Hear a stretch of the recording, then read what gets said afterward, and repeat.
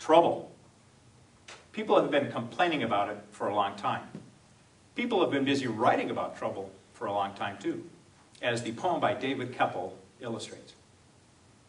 Unfortunately, I didn't find it too memorable, so I had to write it down. Better never trouble trouble until trouble troubles you, for you only make your trouble double trouble when you do. Everyone says, avoid trouble. Don't trouble trouble. Don't make trouble for yourself. The trouble with this, the trouble with that. They make it sound like trouble is a bad thing. I believe that trouble is our friend. In fact, I believe that sometimes we have to make trouble if we're going to make progress. Not all troublemakers are bad. There really are good troublemakers, and you know a few. People often name Bill Gates, Howard Hughes, Dr. Martin Luther King, Rosa Parks, Paul Revere, Michael Dell, Nelson Mandela, Jesus. I wasn't cursing. He's on the list. Galileo, Einstein, Gandhi, Mary Kubitsky. Oh, you haven't heard of Mary Kubitsky? I'll tell you her story later. So what's a trouble breaker? A trouble breaker is very simply a good troublemaker like those folks I just named. You can expedite your progress in becoming one of those good troublemakers or trouble breakers by using the triple yes technique I'm going to show you. I grew up in a home where experimenting and inventing was encouraged. Although my father was a tradesman, he was always coming up with ideas for inventing something and getting rich, although he never did. He was always encouraging us to pursue our own ideas. When I was 9, I complained about the flavor of toothpaste. Mint is kind of caustic to a 9-year-old. I asked him, why doesn't toothpaste come in root beer or lemon? He said, good idea. And he helped me write a letter to one of the toothpaste companies. I never got a response, but I learned to start looking for the breakthroughs. As a senior in high school, I asked this fabulous girl, the girl of my dreams, to the homecoming dance. She quickly offered an objection. Let me think about it. I made the mistake of accepting that objection. Later, objection turned to rejection when I learned that the girl asked one of her old boyfriends to take her to the dance so she wouldn't have to go with me. Down but not out, I bought concert tickets, prepared for her potential objections, and asked for another date.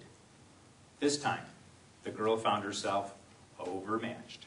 Her lame, flimsy excuses wouldn't hold water anymore, and the date was on. A breakthrough. Later, that girl became Patty Johnson, my wife of over 30 years. While she does continue to offer objections from time to time, I have gotten her to agree to 4 children and a ski boat. Let's talk about Mary Kubitsky for a moment. Back in 2004, Pontiac was getting ready to launch their new G6 model. Mary was to be the advertising manager on the launch team. Imagine for a moment, you're sitting in a conference room at Pontiac Motors while the advertising team is coming up with ideas for doing the launch. Let's build a website. Let's place ads on primetime television. Let's rent billboards in major cities. Then Mary chimes in. I know. Let's give away 300 cars. It'll only cost $8 million. Mary's idea was to give away a brand new Pontiac G6 to each member of Oprah Winfrey's studio audience. How might you imagine the other folks in the room would have responded to that? Well, that sounds pretty expensive. That's pretty risky.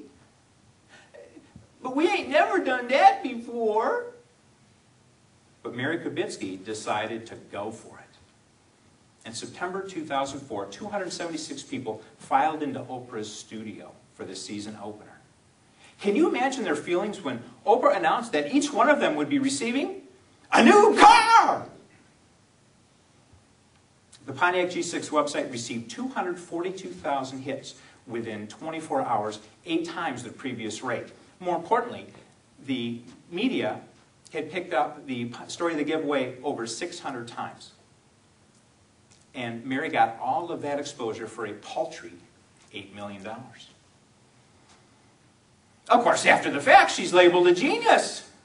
The professor of advertising and marketing at the University of Detroit Mercy stated, "This may go down in history as the lowest cost, biggest bang for your buck product launch in the history of automobiles." He went on to say that he planned on building an entire lesson plan around the Oprah Pontiac G6 giveaway for his MBA students. Did Mary Kavitsky go for it? Yes. Did Mary learn from the experience? Yes. Is she and Pontiac better off because of it? Yes. That's the power of the triple yes in action. Troublebreakers often have more fun because we have a creative view of the world around us.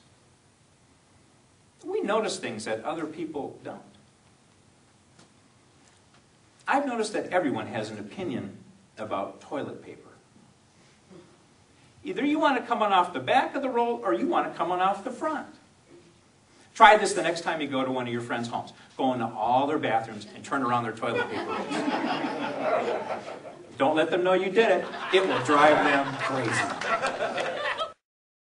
Well, this is my way of telling you that I'm ready to stop talking and that you have just seen the tail end of my presentation. I wish you much success as you use the triple yes to become troublebreakers who get more done, have more fun, and achieve your inspiring goals. Good day.